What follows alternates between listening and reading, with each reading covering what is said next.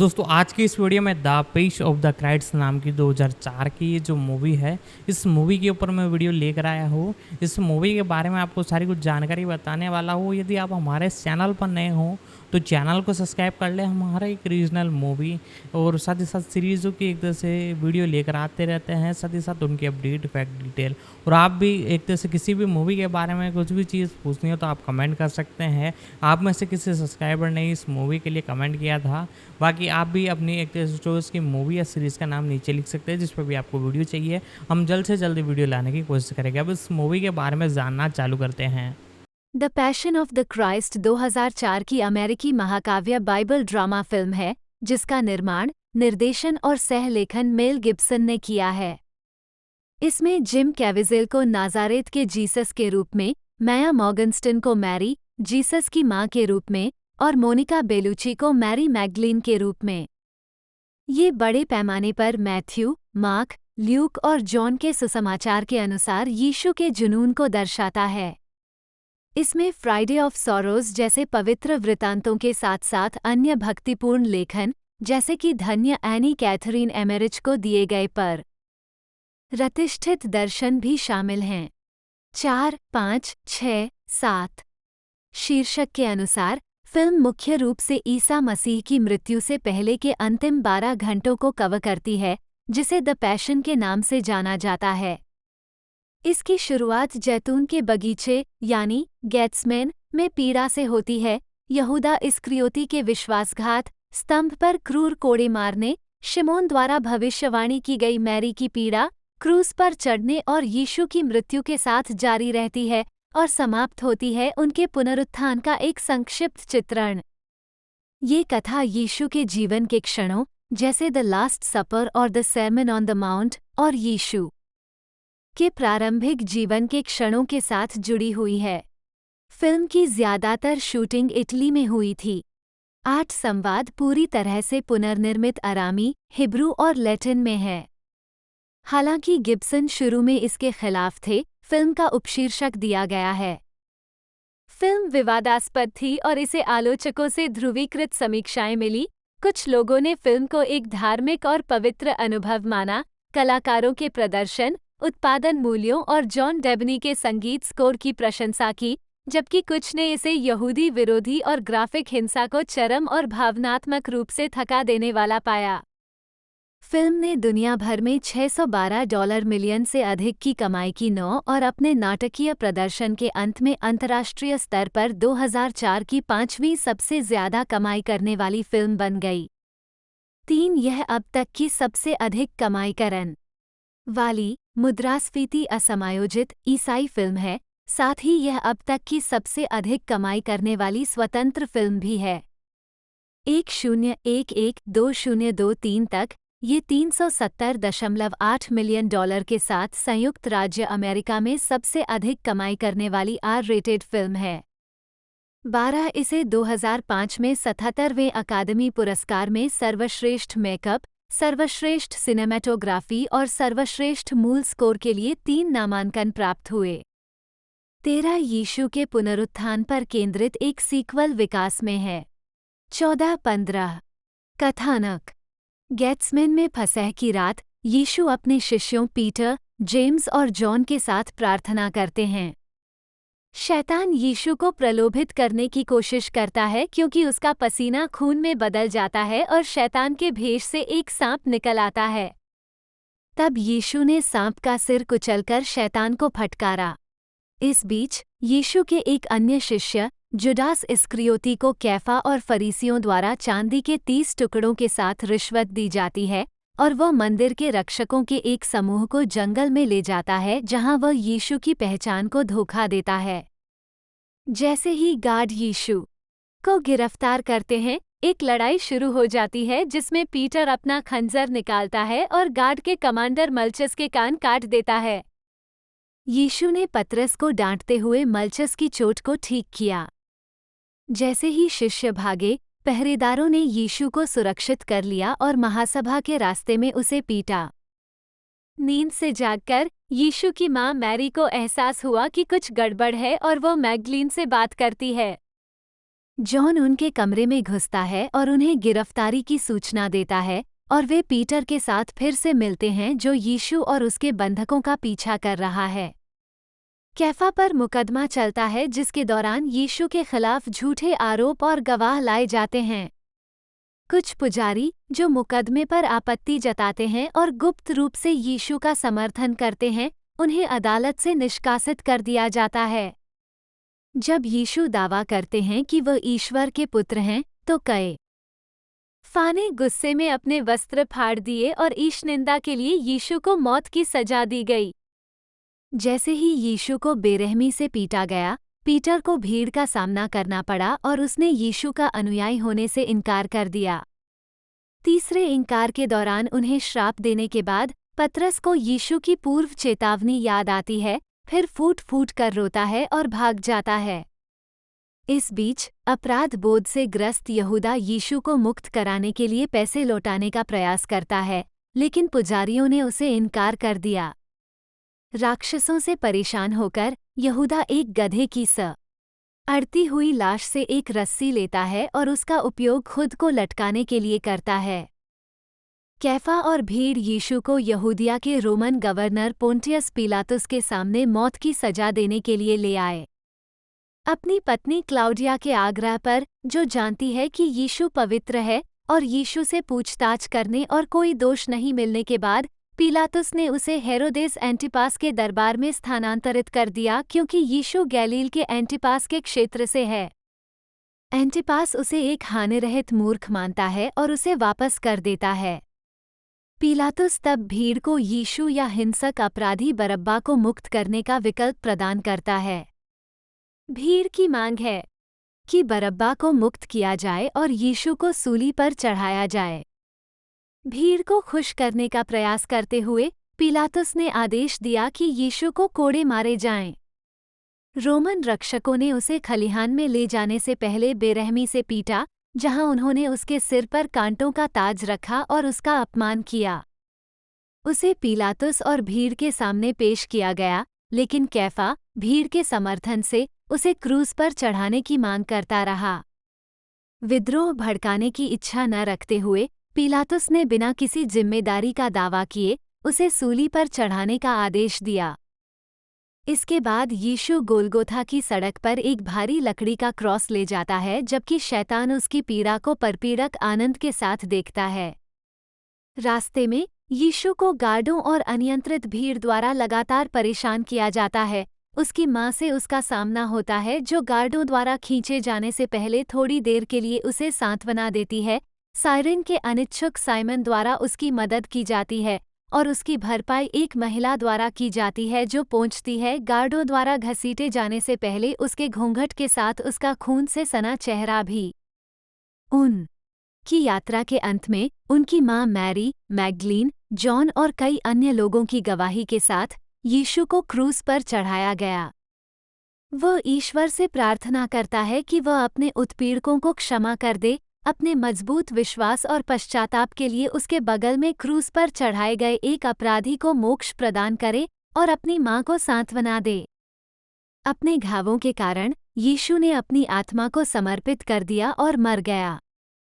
फिर बारिश की एक बूंद आकाश से जमीन पर गिरती है, जिससे भूकंप आता है जो दूसरे मंदिर को नुकसान पहुंचाता है और पवित्र स्थान का ढकने वाले पर्दे को 2 टुकड़ों में फाड़ देता है, जबकि शैतान नरक की गहराई से हार के बारे में चिल्लाता है।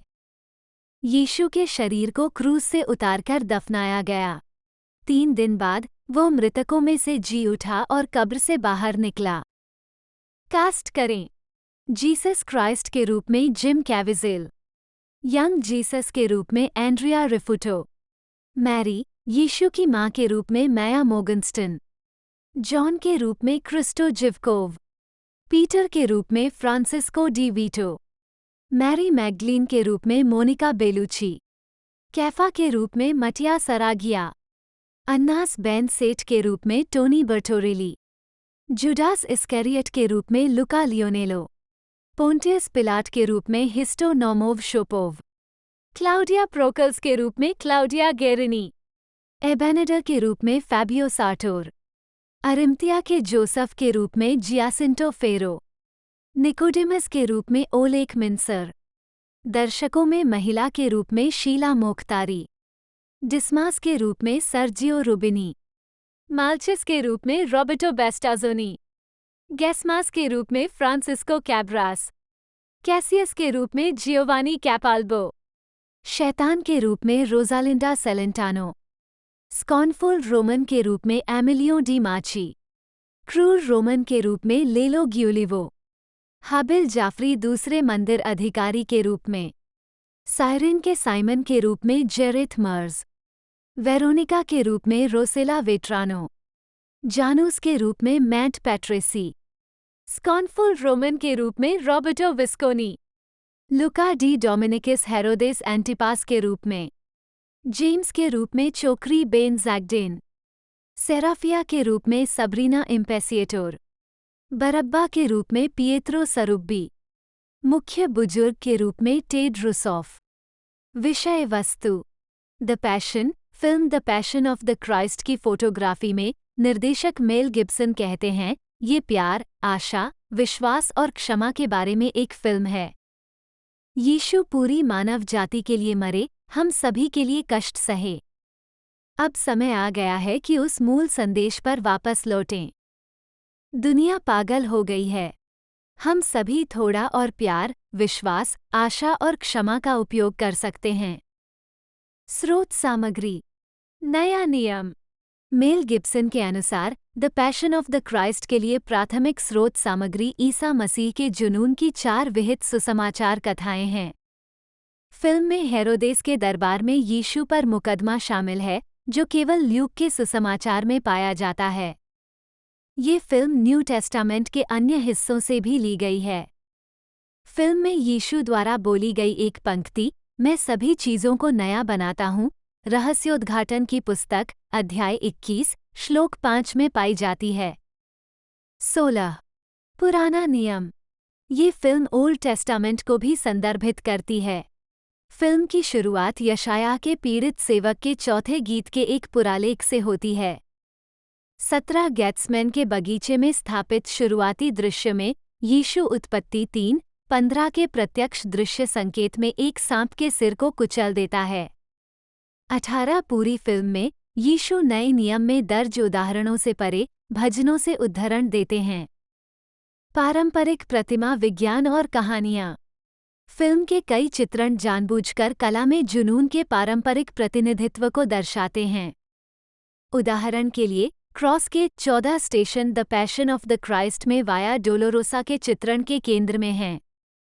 8वें स्टेशन यीशु यरूशलेम की महिलाओं से मिलते हैं, डीवीडी पर हटाया गया दृश्य, और 14वें स्टेशन यीशु को कब्र में रखा गया है को छोड़कर सभी स्टेशनों को चित्रित किया गया है। गिब्सन ट्यूरिन के कफन पर यीशु के चित्रण से प्रेरित थे। 19. अभिनेत्री मैया मोगनस्टन के सुझाव पर फसह सडर को फिल्म की शुरुआत में उद्धृत किया गया है। मैरी पूछती है ये रात अन्य रातों से अलग क्यों है, और मैरी मैगडलीन पारंपरिक प्रतिक्रिया के साथ उत्तर देती है, क्योंकि एक बार हम गुलाम थे और अब हम गुलाम नहीं हैं। 20. यीशु द्वारा पथराव से बचाई गई व्यभिचारिणी के साथ मैरी मैगडलीन का मिलन कैथोलिक परंपरा में कुछ मिसाल है, और निर्देशक के अनुसार नाटकीय कारणों से ऐसा किया गया था। फिल्म में कुछ पात्रों के नाम पारंपरिक और अतिरिक्त शास्त्रीय हैं, जैसे ईसा मसीह के साथ क्रूज पर चढ़ाए गए चोर, डिस्मास और गैसमास, गैस्टास भी। ये फिल्म अधिकतर कैथोलिक दूरदर्शी लोगों जैसे मैरी ऑफ जीसस ऑफ एग्रिडा और एनी कैथरीन एमेरिच के विचारों से प्रेरित थी।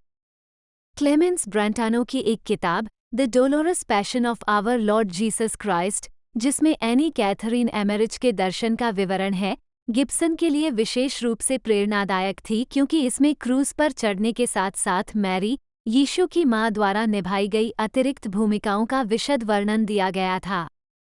21. वेरोनिका द्वारा यीशु के चेहरे को पोंछने का चित्रण कैथोलिक परंपरा से है और वेरोनिका के घूंघट के नाम से जाने जाने वाले अवशेष से संबंधित है। फिल्म में यीशु के चेहरे की छवि वाले घूंघट को थोड़ा सा दिखाया गया था। इसका उद्गम क्रॉस के 6ठे स्टेशन में निहित है, जिसमें सेंट वेरोनिका वाया डोलोरोसा से कलवारी तक यीशु से मिलने के बाद अपने घूंघट से उसका चेहरा पोंछती है। 22-23 उत्पादन, लिपि और भाषा।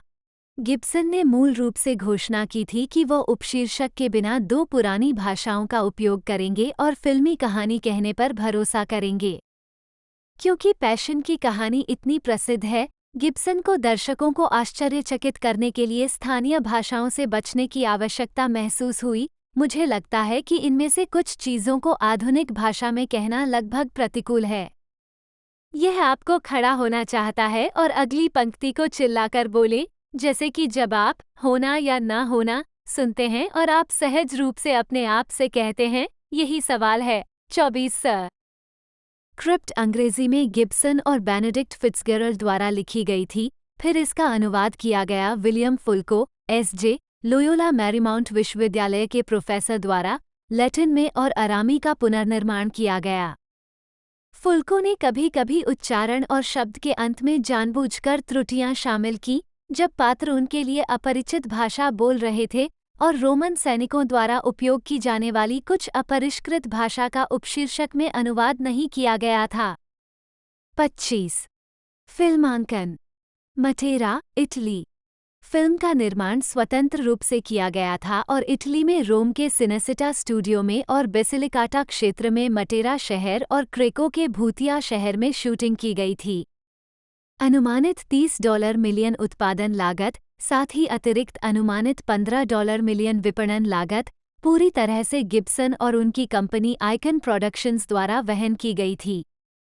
डीवीडी विशेष फीचर के अनुसार मार्टिन स्कॉर्सेसी ने हाल ही में अपनी फिल्म गैंग्स ऑफ न्यूयॉर्क पूरी की थी, जिसमें से गिब्सन और उनके प्रोडक्शन डिजाइनरों ने उनके सेट का एक हिस्सा बन या था। इससे गिब्सन का काफी समय और पैसा बच गया। गिब्सन ने फिल्मांकन के दौरान फादर सहित कई धार्मिक सलाहकारों से परामर्श किया। जॉनथन मॉरिस और एक स्थानीय पुजारी, फिलिप जे. रयान, जो जिम कैविजेल को परामर्श, स्वीकारोक्ति और पवित्र भोज प्रदान करने के लिए प्रतिदिन सेट पर जाते थे। कई स्थानों पर कलाकारों और क्रू के लिए सामूहिक जश्न मनाया गया।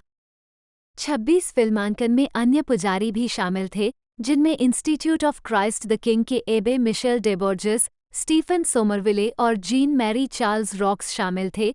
इन सभी को मेल गिब्सन ने रोजाना पारंपरिक लैटिन मास का जश्न मनाने के लिए कहा था।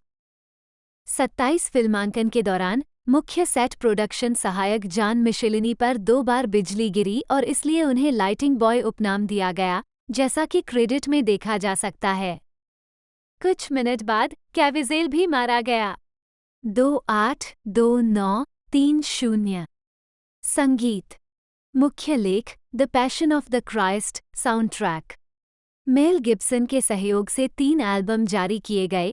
1 निक इंगमैन द्वारा संचालित जॉन डेबनी के मूल ऑर्केस्ट्रा स्कोर का soundtrack. 2 the Passion of the Christ गाने, निर्माता मार्क जोसेफ और टिम कुक द्वारा विभिन्न कलाकारों की मूल रचनाओं के साथ। और 3 the Passion of the Christ से प्रेरित गाने। पहले 2 एल्बमों में से प्रत्येक को 2005 डव पुरस्कार प्राप्त हुआ और साउंडट्रैक को सर्वश्रेष्ठ मूल संगीत स्कोर का अकादमी पुरस्कार नामांकन प्राप्त हुआ। संगीत स्कोर अक्सर रोती हुई महिला तकनीक का उपयोग करता है।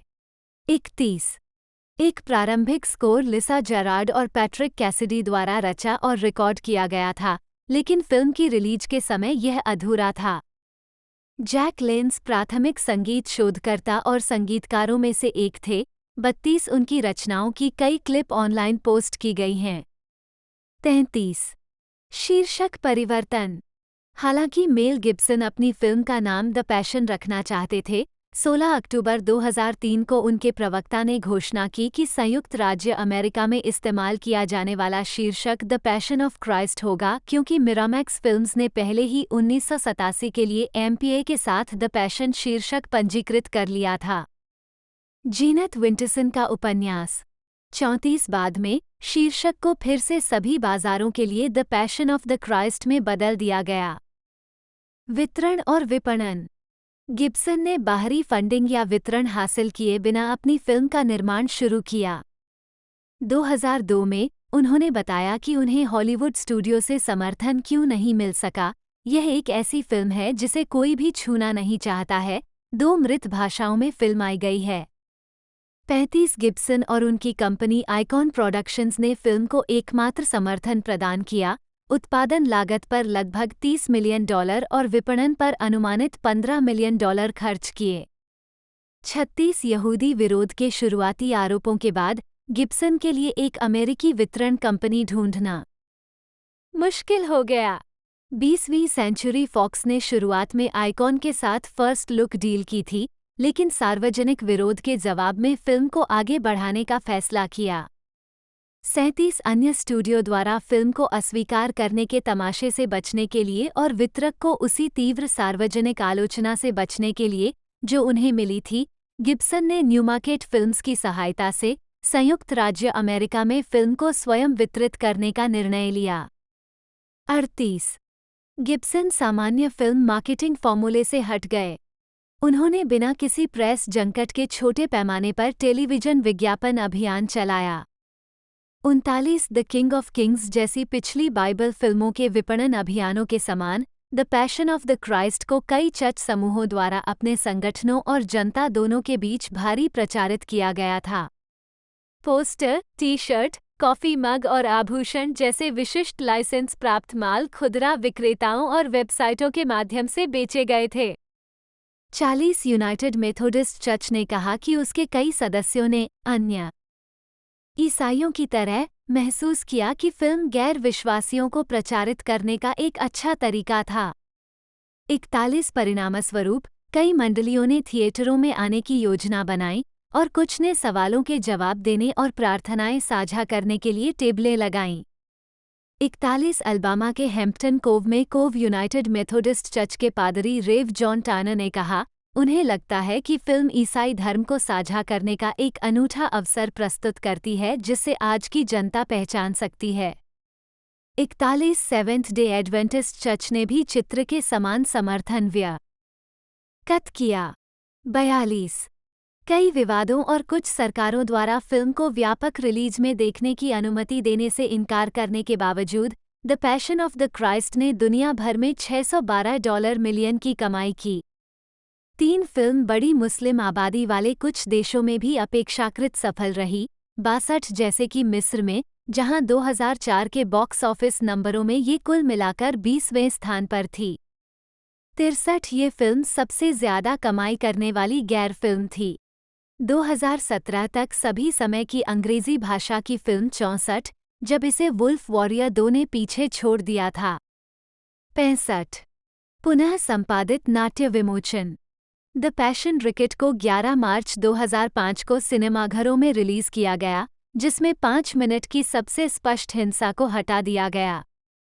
पुनः संपादन के बावजूद motion picture association of America ने अभी भी द पैशन रिकेट को PG-13 के लिए बहुत हिंसक माना, इसलिए इसके वितरक ने इसे बिना रेटिंग के जारी कर दिया।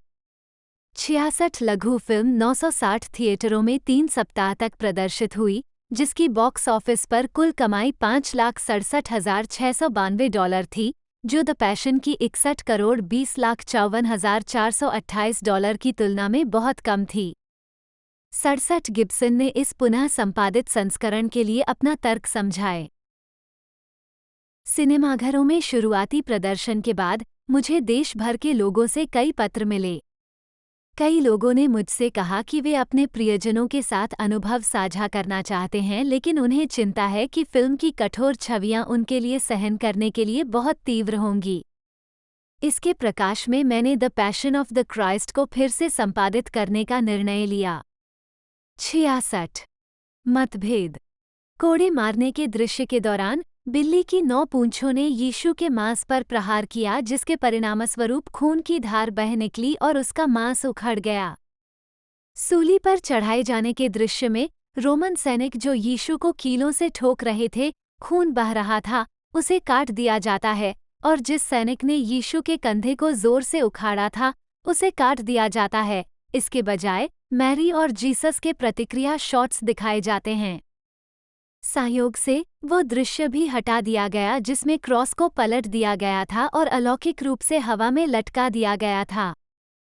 ये वास्तव में दर्शकों की समझ में नहीं आने के कारण था कि उन्होंने क्या देखा। 66। इस संपादन के समग्र प्रभाव पर गिब्सन ने आगे कहा, मैंने कुछ अधिक क्रूर दृश्यों को हटाए बिना या फिल्म के प्रभाव से समझौता किए बिना उन्हें कम कर दिया है। 66। Home media.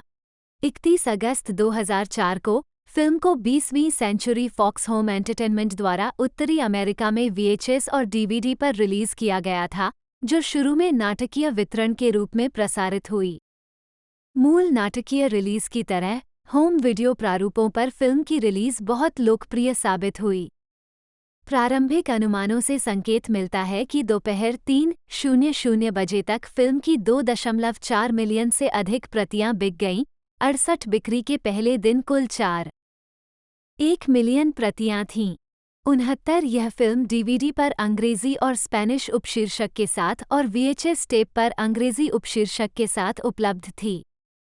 ये फिल्म 17 फरवरी 2009 को 2 डिस्क निश्चित संस्करण के रूप में उत्तरी अमेरिका में ब्लू रे पर रिलीज की गई थी। 70 इसे ईस्टर से एक सप्ताह पहले ऑस्ट्रेलिया में ब्लू रे पर भी रिलीज किया गया था। हालांकि मूल DVD रिलीज अच्छी तरह से बिकी, लेकिन इसमें ट्रेलर के अलावा कोई बोनस फीचर नहीं था, जिससे अटकलें लगाई जाने लगी कि कितने खरीदार विशेष संस्करण के रिलीज होने का इंतजार करेंगे।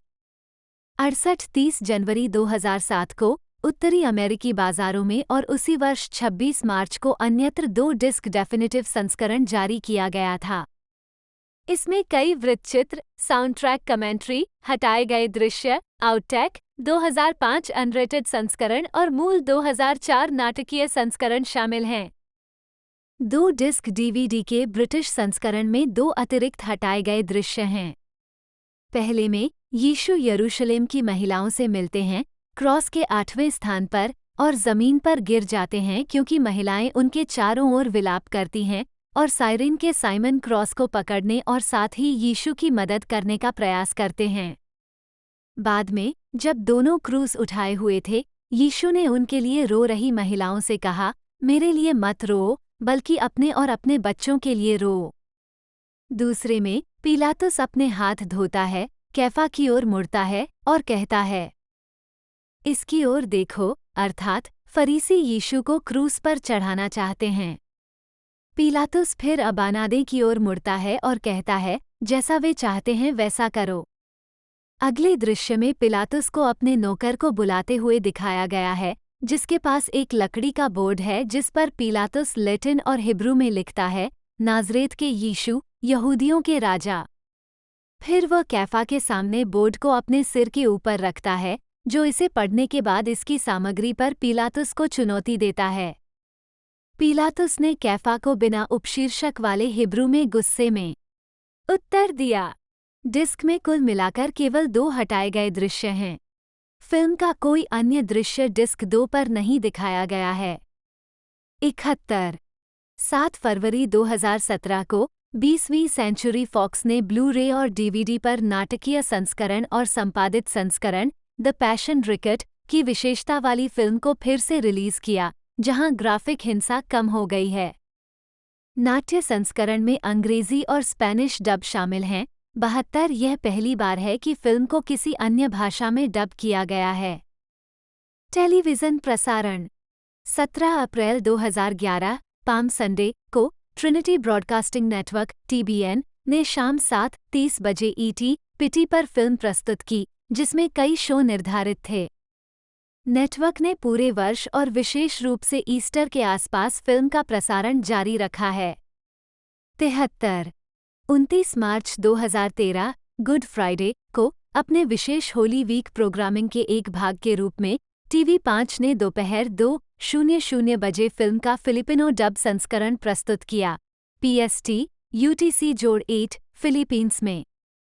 इसका कुल प्रसारण 2 घंटे तक चला, लेकिन विज्ञापनों को छोड़कर यह अपने पूरे प्रसारण समय 2 घंटे और 6 मिनट के बजाय केवल लगभग 1 घंटे तक ही चला। ये शाम 4:00 बजे समाप्त हुआ। इसे थीम, भाषा और हिंसा के लिए movie and television review and classification board (MTRCB) द्वारा SPG का दर्जा दिया गया है और कुछ दृश्यों को टेलीविजन के लिए सेंसर किया गया है।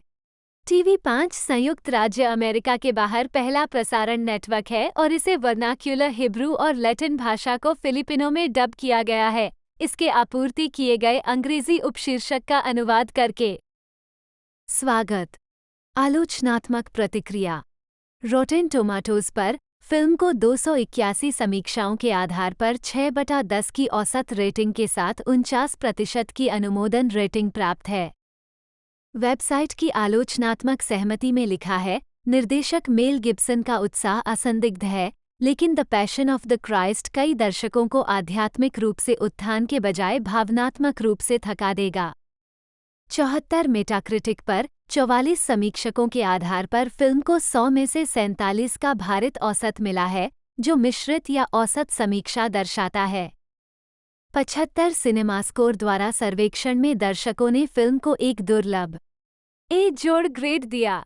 76 टाइम के लिए एक सकारात्मक समीक्षा में इसके आलोचक रिचर्ड कॉलिस ने the Passion of the Christ को एक गंभीर, सुंदर, कष्टदायी फिल्म कहा है जो संपूर्ण प्रतिबद्धता प्रदर्शित करती है।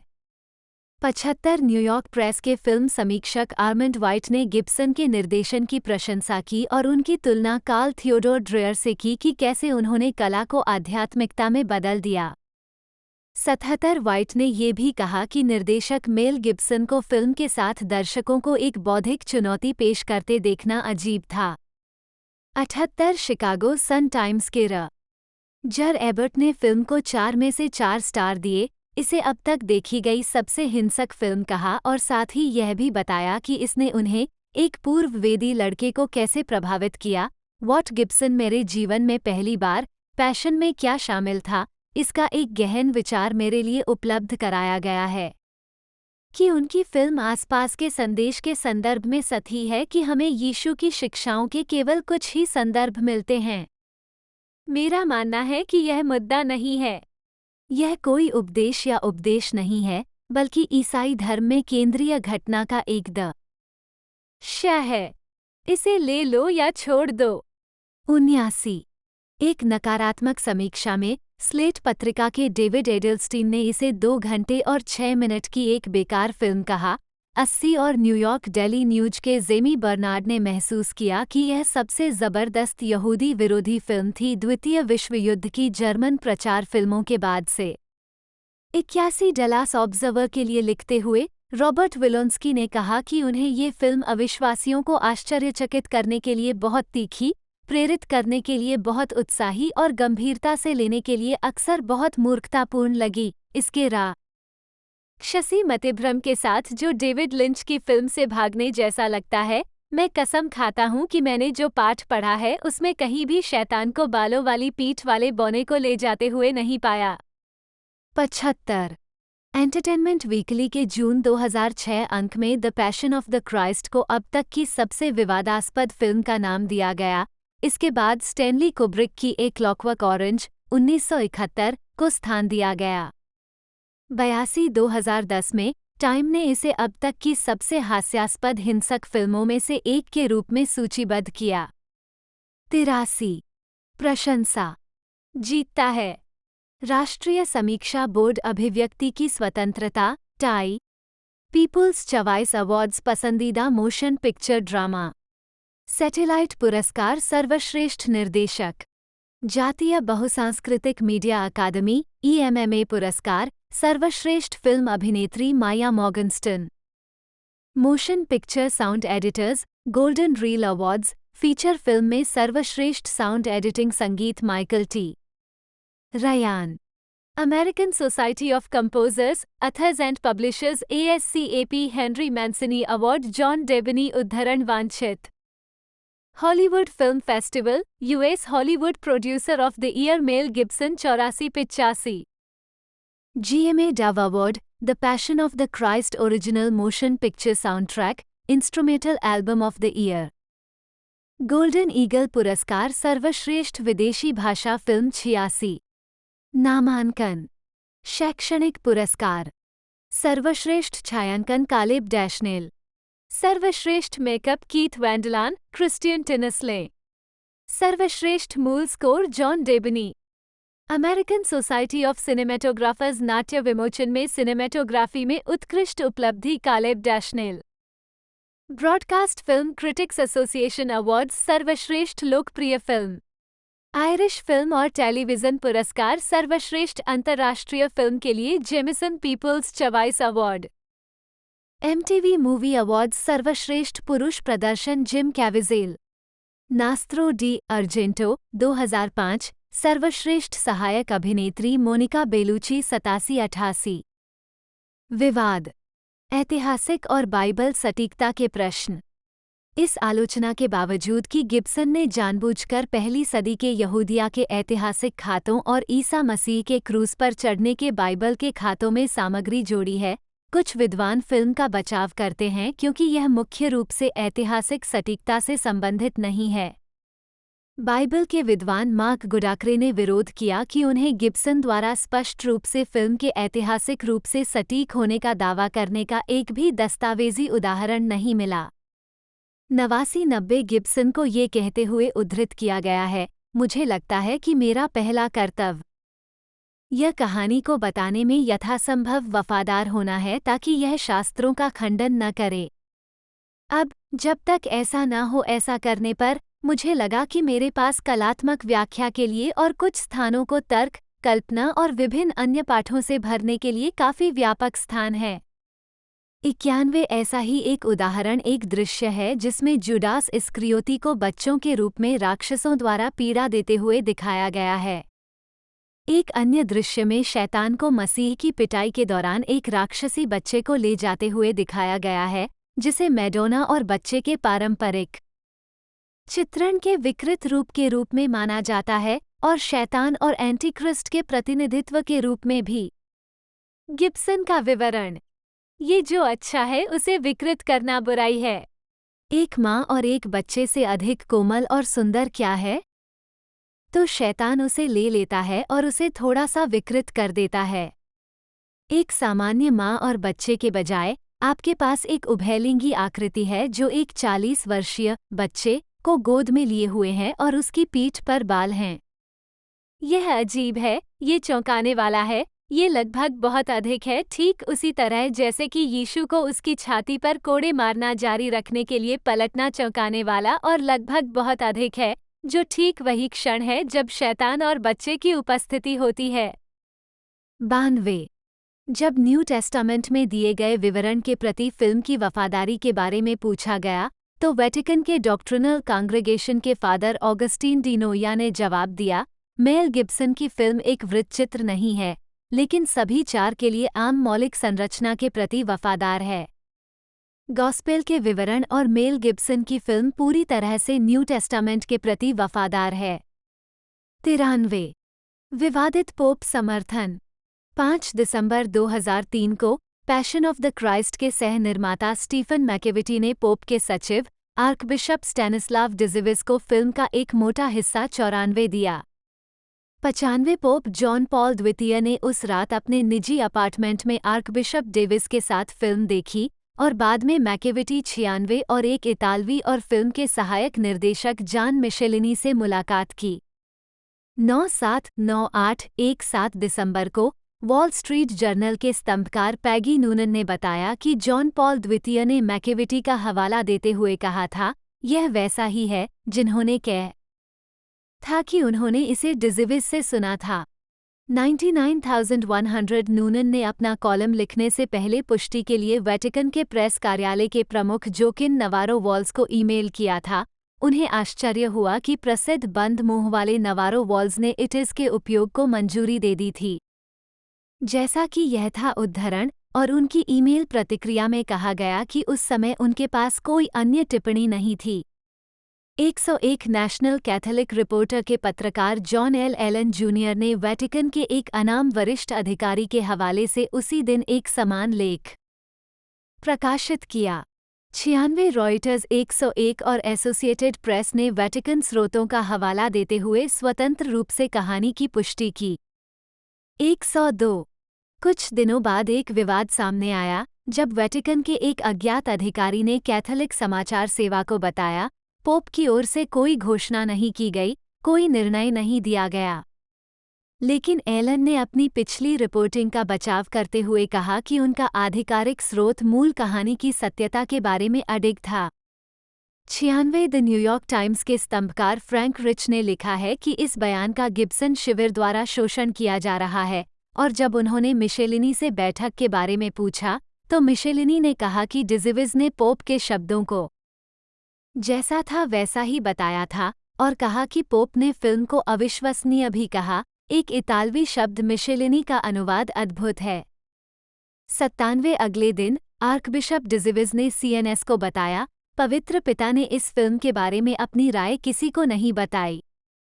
98 इस इनकार के परिणामस्वरूप टिप्पणीकारों का एक दौर शुरू हो गया, जिन्होंने फिल्म निर्माताओं पर अपनी फिल्म का विपणन करने के लिए पोप का उद्धरण गढ़ने का आरोप लगाया। डलास मॉर्निंग न्यूज़ में रॉड ड्रेहर के अनुसार मैकेविटी को पोप के प्रवक्ता नवारो वाल्स की ओर से एक ईमेल भेजा गया था, जिसमें नूनन खाते का समर्थन किया गया था और सुझाव दिया गया था कि यह वैसा ही है जैसा था को फिल्म पर चर्चा में लेटमोटिव के रूप में इस्तेमाल किया जा सकता है, और कहा गया है शब्दों को बार बार दोहराओ। 103 ड्रेहर ने मैकेविटी को प्राप्त ईमेल की एक प्रति नवारो वॉल्स को ईमेल की और नवारो वॉल्स ने ड्रेहर को वापस ईमेल किया और कहा, मैं इसकी प्रामाणिकता से स्पष्ट रूप से इनकार कर सकता हूँ। दिलचस्प बात यह है कि सुश्री नूनन ने 17 दिसंबर के अपने कॉलम में बताया कि जब उन्होंने प्रवक्ता से पूछा कि क्या पोप ने जैसा था वैसा ही है के अलावा और कुछ कहा है, तो उन्होंने उन्हें ये कहते हुए ईमेल किया कि उन्हें किसी और टिप्पणी के बारे में पता नहीं है। उसने मुझे उस ईमेल की एक प्रति भेजी जो उसी वेटिकन ईमेल पते से आई थी जो मुझे और श्री मैकेविटी को भेजी गई थी। 103 नूनन ने उल्लेख किया कि उसने और ड्रेहर ने पाया था कि ईमेल वेटिकन के डोमेन में एक ईमेल सर्वर द्वारा एक ही आईपी पते वाले वेटिकन कंप्यूटर से भेजे गए थे। 101 लॉस एंजल्स टाइम्स ने बताया कि जब पहली बार कहानी सामने आने के बाद पूछा गया कि क्या ये जैसा था वैसा ही था उद्धरण विश्वसनीय था, तो नवारो वॉल्स ने जवाब दिया था, मुझे लगता है कि आप उस उद्धरण को सटीक मान सकते हैं। 104 एलन ने कहा कि जबकि डिजीविज ने कहा कि पोप जॉन पॉल द्वितीय ने इस फिल्म के बारे में कोई घोषणा नहीं की, वेटिकन के अन्य अधिकारी इस बात पर जोर दे रहे थे कि पोप ने ये कहा था, और अन्य स्रोतों ने दावा किया कि उन्होंने डिजीविज को ये कहते हुए सुना था कि पोप ने ये कहा था। अन्य अवसरों पर और एलन ने स्थिति को एक प्रकार की गड़बड़ी कहा। 105 गिब्सन के आइकॉन प्रोडक्शंस के एक प्रतिनिधि ने फिल्म प्रतिनिधियों और पोप के आधिकारिक प्रवक्ता नवारो वॉल्स के बीच पत्राचार और बातचीत के बाद डिजीविज के बयानों पर आश्चर्य व्यक्त किया और कहा, यह मानने का कोई कारण नहीं है कि पोप का फिल्म का समर्थन नहीं है, जैसा था वैसा नहीं। 100 डिजीविज से बात करने के बाद नवारो वॉल्स ने पुष्टि की कि जॉन पॉल द्वितीय ने the Passion of the Christ देखी थी और निम्नलिखित आधिकारिक बयान जारी किया। ये फिल्म गॉस्पेल के वृत्तांतों के अनुसार यीशु मसीह के जुनून की ऐतिहासिक घटना का एक सिनेमेटोग्राफिक रूपांतरण है। कलात्मक कार्यों पर जनता की राय व्यक्त न करना पवित्र पिता की एक सामान्य प्रथा है, ऐसी राय जो हमेशा सौंदर्य चरित्र के विभिन्न मूल्यांकन के लिए खुली होती हैं। 102 द वॉल स्ट्रीट जर्नल में एक अनुवर्ती कॉलम में नूनन ने इस सवाल को संबोधित किया कि क्यों उठाए जा रहे मुद्दे सिर्फ चायदानी में एक तूफान नहीं थे, और उन्होंने समझाया। 101 मेल कोलुसल जेरार्ड गिब्सन 3 AO जन्म 3 जनवरी 1956 4 एक अमेरिकी अभिनेता और फिल्म निर्देशक हैं। उन्हें उनकी एक्शन हीरो भूमिकाओं के लिए जाना जाता है, विशेष रूप से पोस्ट एपोकैलिप्टिक एक्शन श्रृंखला मैड मैक्स की पहली 3 फिल्मों में मैक्स रॉकटांस्की के रूप में उनकी ब्रेकआउट भूमिका और buddy cop action comedy film श्रृंखला लेथल वेपन में मार्टिन रिग्स के रूप में। पीक्सकिल, न्यूयॉर्क में जन्मे गिब्सन 12 साल की उम्र में अपने माता पिता के साथ सिडनी, ऑस्ट्रेलिया चले गए। उन्होंने national institute of dramatic art में अभिनय का अध्ययन किया, जहां उन्होंने रोमियो एंड जूलियट के निर्माण में जूडी डेविस के साथ अभिनय किया। 1980 के दशक के दौरान उन्होंने एक प्रोडक्शन कंपनी आइकॉन एंटरटेनमेंट की स्थापना की, जिसे स्वतंत्र फिल्म निर्देशक एटम एगोयान ने स्टूडियो सिस्टम का एक विकल्प कहा है। 5 निर्देशक पीटर वीयर ने उन्हें प्रथम विश्व युद्ध के नाटक गैलीपोली 1981 में मुख्य भूमिका में लिया, जिसके लिए गिब्सन को ऑस्ट्रेलियाई फिल्म संस्थान से सर्वश्रेष्ठ अभिनेता का पुरस्कार मिला। 1985 में गिब्सन को पीपल पत्रिका के पहले सबसे कामुक पुरुष के रूप में नामित किया गया था। 1995 में गिब्सन ने एक ऐतिहासिक महाकाव्य ब्रेवहार्ट का निर्माण, निर्देशन और अभिनय किया, जिसके लिए उन्होंने सर्वश्रेष्ठ निर्देशक के लिए गोल्डन ग्लोब पुरस्कार, सर्वश्रेष्ठ निर्देशक के लिए अकादमी पुरस्कार और सर्वश्रेष्ठ चित्र के लिए अकादमी पुरस्कार जीता। बाद में उन्होंने the Passion of the Christ का निर्देशन और निर्माण किया, जो एक बाइबल नाटक था जो आर्थिक रूप से सफल और अत्यधिक विवादास्पद था। उन्हें एक्शन एडवेंचर फिल्म एपोकैलिप्टो 2006 के निर्देशन के लिए और अधिक आलोचनात्मक नोटिस मिला, जो 16वीं शताब्दी की शुरुआत में मेसोअमेरिका पर आधारित है। कई कानूनी मुद्दों और विवादास्पद बयानों के जनता के सामने लीक होने के बाद हॉलीवुड में गिब्सन की लोकप्रियता में गिरावट आई, जिससे अभिनय और निर्देशन में उनके करियर पर असर पड़ा। 8 एज ऑफ डार्कनेस 2010 और जोडी फोस्टर की द बीवर 2011 में उनके प्रदर्शन के साथ उनके करियर में पुनरुत्थान देखा गया। 10 वर्षों की अनुपस्थिति के बाद उनकी निर्देशन में वापसी, हैकसॉ रिज 2016 ने 2 अकादमी पुरस्कार जीते, 9-10 और उन्हें गिब्सन के लिए सर्वश्रेष्ठ चित्र और सर्वश्रेष्ठ निर्देशक सहित 4 अन्य पुरस्कारों के लिए नामांकित किया गया, जो इस श्रेणी में उनका दूसरा नामांकन था। प्रारंभिक जीवन। गिब्सन का जन्म पीक्सकिल, न्यूयॉर्क में हुआ था। वो आयरिश मूल के थे, 11 बच्चों में से छठे थे और एक लेखक हटन गिब्सन के दूसरे बेटे थे, और आयरिश में जन्मी एनी पैट्रिसिया नी रीली 1990 में मृत्यु हो गई। 11-12 गिब्सन की दादी ओपेरा कॉन्ट्राल्टो इवा माइलॉट 1875-1920 थीं, जिनका जन्म ऑस्ट्रेलिया में आयरिश माता पिता के यहाँ हुआ था। 13 जबकि उनके दादा जॉन हटन गिब्सन दक्षिणी यूनाइटेड के एक करोड़पति तंबाकू व्यवसायी थे। राज्य। 14-15 गिब्सन के छोटे भाइयों में से एक डोनल भी एक अभिनेता हैं। गिब सन का पहला नाम सेंट मेल कैथेड्रल से लिया गया है, जो उनकी मां के गृहनगर लॉन्गफोर्ड में स्थित है। 16 उनका दूसरा नाम कोलमसिले, 17 एक आयरिश संत के साथ भी साझा किया जाता है। 18 अपनी मां के कारण गिब्सन के पास दोहरी आयरिश और अमेरिकी नागरिकता बरकरार है। 19 गिब्सन भी ऑस्ट्रेलिया का स्थायी निवासी है।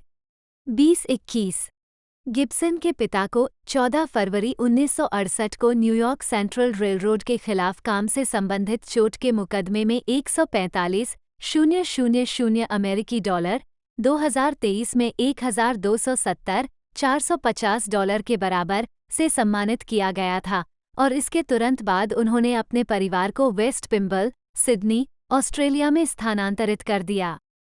22 उस समय गिब्सन 12 वर्ष का था।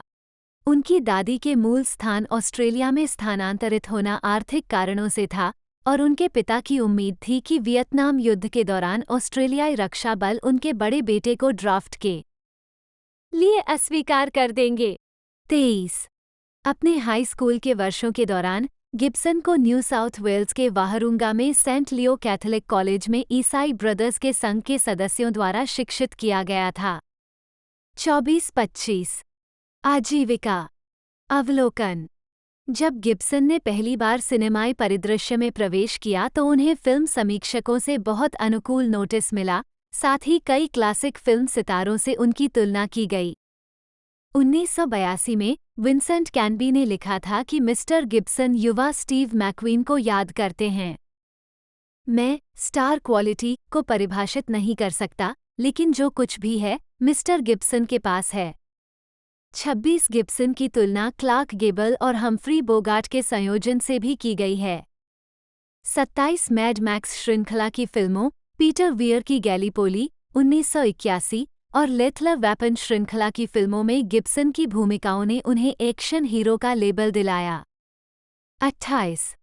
बाद में गिब्सन ने विभिन्न प्रकार की अभिनय परियोजनाओं में विस्तार किया, जिसमें मानव नाटक जैसे हैमलेट 1990 का फ्रैंको ज़ेफिरेली फिल्म संस्करण और मैवरिक 1994 और व्हाट वीमेन वांट 2000 जैसी हास्य भूमिकाएं शामिल थीं। उन्होंने अभिनय से परे निर्देशन और निर्माण में विस्तार किया। The man without A face 1993, ब्रेवहार्ट 1995, the Passion of the Christ 2004 और एपोकैलिप्टो 2006। टाइम के जेस कैगल ने गिब्सन की तुलना कैरी ग्रांट, सीन कॉनरी और रॉबर्ट रैडफोर्ड से की। 28 कॉनरी ने एक बार सुझाव दिया था कि गिब्सन को कॉनरी केएम में अगले जेम्स बॉन्डर की भूमिका निभानी चाहिए। कथित तौर पर गिब्सन ने इस भूमिका को ठुकरा दिया क्योंकि उन्हें टाइपकास्ट होने का डर था। 29। अभिनय 1985 में गिब्सन ने सिडनी में national institute of dramatic art में अध्ययन किया। 30 छात्रों के रूप में गिब्सन और अभिनेत्री जूडी डेविस ने रोमियो एंड जूलियट में मुख्य भूमिका निभाई और गिब्सन ने ए मिडसमर नाइट्स ड्रीम के प्रायोगिक निर्माण में रानी टाइटेनिया की भूमिका निभाई। 31 1977 में स्नातक होने के बाद 32 गिब्सन ने तुरंत मैड मैक्स के फिल्मांकन पर काम शुरू कर दिया, लेकिन एक मंच अभिनेता के रूप में काम करना जारी रखा और एडिलेड में दक्षिण ऑस्ट्रेलिया की स्टेट थिएटर कंपनी में शामिल हो गए। गिब्सन के नाटकीय क्रेडिट में वेटिंग फॉर गोडोट में चरित्र एस्ट्रागन, जेफरी रश के विपरीत, और 1982 में सिडनी में डेथ ऑफ ए सेल्समैन के निर्माण में बिफ लोमन की भूमिका शामिल है। गिब्सन का सबसे हालिया नाटकीय प्रदर्शन सिसी स्पेस के साथ 1993 में टेलुराइड, कोलोराडो में AR गुर्नी द्वारा लव लेटर्स का निर्माण था। 33। NIDA में एक छात्र के रूप में गिब्सन ने 1977 की फिल्म समर सिटी से अपने फिल्मी करियर की शुरुआत की, जिसके लिए उन्हें $400 का भुगतान किया गया था। 34 इसके बाद गिब्सन ने फिल्म मैड मैक्स 1979 में शीर्षक किरदार निभाया। इस भूमिका के लिए उन्हें $15,000 का भुगतान किया गया था। 34 फिल्म बनाने के कुछ ही समय बाद उन्होंने साउथ ऑस्ट्रेलियन थिएटर कंपनी के साथ एक सीजन किया। इस अवधि के दौरान उन्होंने अपनी भावी पत्नी रोबिन मूर के साथ एडिलेड में $30 प्रति सप्ताह का अपार्टमेंट साझा किया। मैड मैक्स के बाद गिब्सन ने फिल्म टिम 1979 में एक मानसिक रूप से धीमे युवक की भूमिका भी निभाई। 35 इस अवधि के दौरान गिब्सन ऑस्ट्रेलियाई टेलीविजन श्रृंखला में अतिथि भूमिका में भी दिखाई दिए। वह धारावाहिक द सुलिवन्स में नौसेना लेफ्टिनेंट रे हेंडरसन के रूप में दिखाई दिए। 36 पुलिस प्रक्रियात्मक कॉप शॉप में 35 और 1980 में निर्मित जेल धारावाहिक पनिशमेंट के पायलट एपिसोड में 1981 में प्रदर्शित हुए। 37-38 गिब्सन द्वितीय विश्व युद्ध की action film attack force Z के कलाकारों में शामिल हुए, जो 1982 तक रिलीज नहीं हुई थी जब गिब्सन एक बड़ा स्टार बन गया था। निर्देशक पीटर वियर ने गिब्सन को प्रथम विश्व युद्ध के नाटक गैलीपोली 1981 में मुख्य भूमिका में लिया, जिससे गिब्सन को ऑस्ट्रेलियाई फिल्म संस्थान से एक और सर्वश्रेष्ठ अभिनेता का पुरस्कार मिला। 6 गैलीपोली ने गिब्सन को एक गंभीर, बहुमुखी अभिनेता की प्रतिष्ठा दिलाने में भी मदद की और उन्हें हॉलीवुड एजेंट एड लिमाटो का दर्जा दिलाया। सीक्वल मैड मैक्स 2 1982 अमेरिका में उनकी पहली हिट थी, जहां इसे द रोड वॉरियर के रूप में रिलीज किया गया था।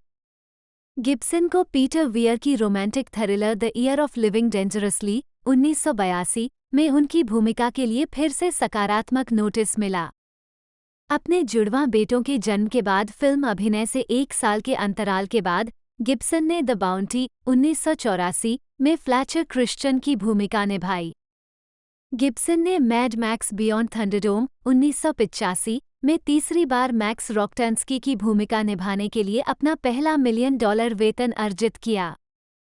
39-40 गिब्सन की पहली अमेरिकी फिल्म मार्क रिडेल का नाटक द रिवर 1984 थी, जिसमें उन्होंने और सिसी स्पेस्क ने संघर्षरत टेनेसी किसानों की भूमिका निभाई थी।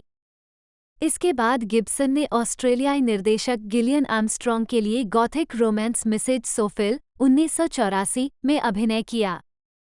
उन्होंने और मैथ्यू मोडाइन ने वार्डन की पत्नी के रूप में डायने कीटन के सामने दोषी ठहराए गए भाइयों की भूमिका निभाई, जो बाइबल पढ़ने के लिए उनके पास जाते हैं। 1985 में लगातार 4 फिल्मों में काम करने के बाद गिब्सन ने अपने ऑस्ट्रेलियाई मवेशी स्टेशन पर लगभग 2 साल की छुट्टी ली। 41वां लेथल वेपन 1987 में मार्टिन रिग्स की भूमिका निभाने के लिए लौटे, एक ऐसी फिल्म जिसने हॉलीवुड के अग्रणी व्यक्ति के रूप में उनकी स्थिति को मजबूत करने में मदद की। 42 गिब्सन की अगली फिल्म रॉबर्ट टाउन की टकीला सनराइज 1988 थी। उसके बाद लेथल वेपन 2 1989 आई। गिब्सन ने अगली बार एक के बाद एक 3 फिल्मों में अभिनय किया, जो सभी 1990 में रिलीज हुईं: Bird on a Wire, Air America और हैमलेट। 1990 में एयर अमेरिका प्रीमियर में गिब्सन। 1990 के दशक के दौरान गिब्सन ने व्यावसायिक और व्यक्तिगत परियोजनाओं के बीच बदलाव किया। दशक के पहले भाग में उनकी फिल्में forever young, lethal weapon 3, Maverick और ब्रेवहार्ट थीं। इसके बाद उन्होंने ransom, conspiracy theory, lethal weapon 4 और पेबैक में अभिनय किया। गिब्सन ने डिज्नी के पोकाहोंट्स में जॉन स्मिथ की बोलने और गाने वाली आवाज़ के रूप में भी काम किया। द पैट्रियट 2000 में प्रदर्शित होने के लिए गिब्सन को $25 मिलियन का रिकॉर्ड वेतन दिया गया था। 43 इसने $100 मिलियन से अधिक की कमाई की, जैसा कि उस वर्ष उनकी 2 अन्य फिल्मों चिकन रन और व्हाट वीमेन वांट ने की थी। 28 2002 में गिब्सन वियतनाम युद्ध नाटक वी वेयर सोल्जर्स और एम नाइट श्यामलन के साइंस में दिखाई दिए, जो गिब्सन के अभिनय करियर की सबसे अधिक कमाई करने वाली फिल्म बन गई। 44 साइंस का प्रचार करते समय गिब्सन ने कहा कि वह अब फिल्म स्टार नहीं बनना चाहते हैं और केवल तभी फिल्म में अभिनय करेंगे जब स्क्रिप्ट वास्तव में असाधारण होगी। 2010 में गिब्सन एज ऑफ डार्कनेस में दिखाई दिए, जो 2002 के बाद उनकी पहली अभिनीत भूमिका थी। 45 और यह BBC mini series Age of Darkness का रूपांतरण था। 46 उसी वर्ष जून में गिब्सन ब्राउन्सविले, टेक्सास में फिल्म गेट द ग्रिंगो के दृश्यों का फिल्मांकन कर रहे थे, जो मैक्सिको की कठिन जेल में बंद एक करियर अपराधी के बारे में है। 47 2010 में अपनी पूर्व प्रेमिका पर नाराजगी सार्वजनिक होने के बाद गिब्सन को विलियम मॉरिस एंडेवर की प्रतिभा एजेंसी से हटा दिया गया था। 48 गिब्सन को द हैंगओवर पार्ट 2 में एक छोटी सी भूमिका के लिए चुना गया था, लेकिन कलाकारों और चालक दल द्वारा उनकी भागीदारी पर आपत्ति जताए जाने के बाद उन्हें फिल्म से हटा दिया गया। 49 गिब्सन ने 2 खलनायकों की भूमिका भी निभाई, 2013 में माचेटे किल्स में लूथर वोज, डैनी ट्रेजो के साथ, और 2014 में द एक्सपेंडेबल्स 3 में सिल्वेस्टर स्टैलोन के साथ कॉनराड स्टोनबैंक्स। 2014 में एक्सपेंडेबल्स के सह कलाकार सिल्वेस्टर स्टैलोन, पृष्ठभूमि के साथ गिब्सन। 2018 में रिलीज हुई निर्देशक एस.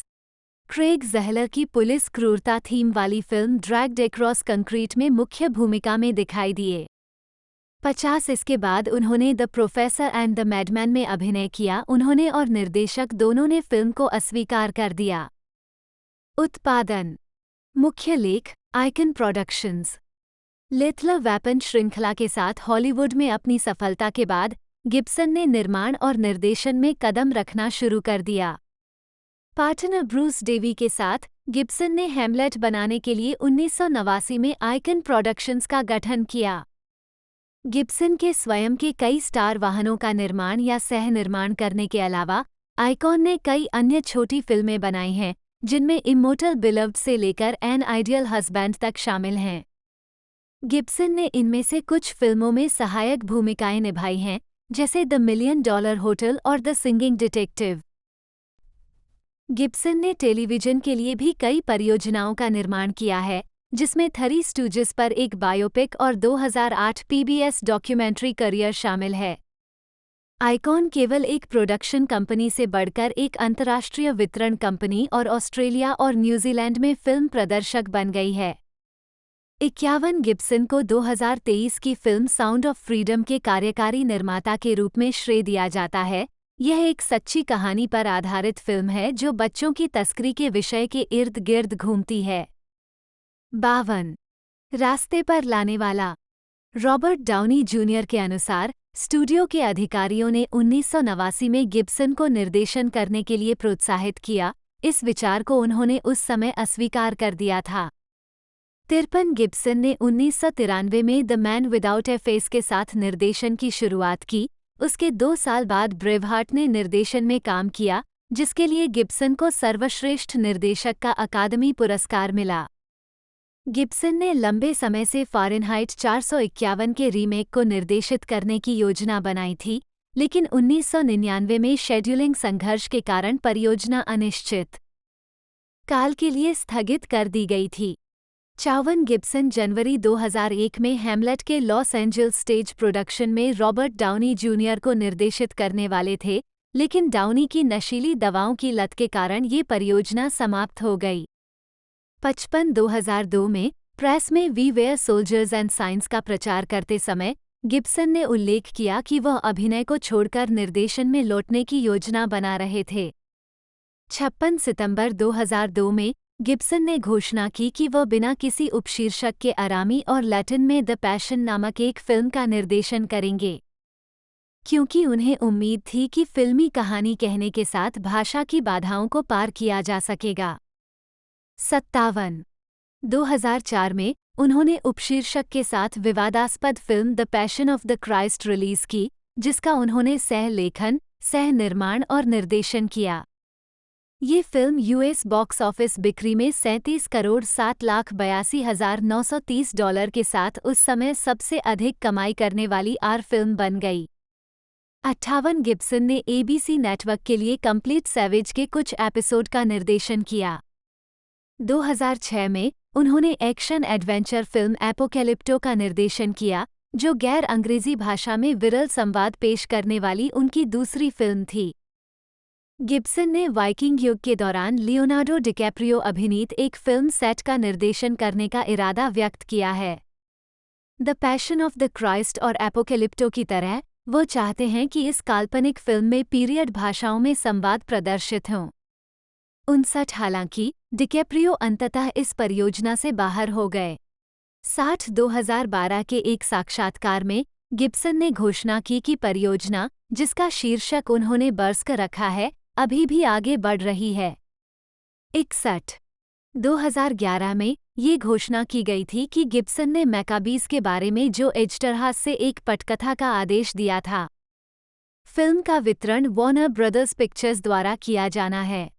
इस घोषणा ने महत्वपूर्ण विवाद उत्पन्न किया। 62 अप्रैल 2012 में एजटरहास ने गिब्सन को एक पत्र लिखकर उन पर मैकाबीज के बारे में उनकी फिल्म में तोड़फोड़ करने का आरोप लगाया, क्योंकि वो यहूदियों से नफरत करते हैं, और निजी घटनाओं की एक श्रृंखला का हवाला दिया, जिसके दौरान उन्होंने कथित तौर पर गिब्सन को बेहद नस्लवादी विचार व्यक्त करते हुए सुना था। हालांकि इसे एक निजी पत्र के रूप में लिखा गया था, लेकिन बाद में इसे फिल्म उद्योग की वेबसाइट पर प्रकाशित किया गया। 63 जवाब में गिब्सन ने कहा कि वह अभी भी फिल्म बनाने का इरादा रखते हैं, लेकिन इसे एजटरहास की स्क्रिप्ट पर आधारित नहीं करेंगे, जिसे उन्होंने घटिया कहा था। 64 एजटरहास ने तब दावा किया कि उसके बेटे ने गुप्त रूप से गिब्सन के कई कथित घृणित प्रलाप को रिकॉर्ड किया था। 65 2012 के एक साक्षात्कार में गिब्सन ने बताया कि मैकाबीज फिल्म अभी भी तैयारी में थी। उन्होंने बताया कि वह अमेरिकी ओल्ड वेस्ट शैली की समानता के कारण विद्रोह के बाइबल विवरण की ओर आकर्षित हुए थे। दोस्तों 25 फरवरी 2004 को इसे रिलीज़ किया गया और टोटल मूवी की लेंथ थी 127 मिनट और इब्रानी, यहूदी, लॉटिस एक तरह से बोली के अंदर तीनों चारों बोली के अंदर इसे बनाया गया। साथ ही साथ 30 मिलियन का टोटल मूवी का बजट था।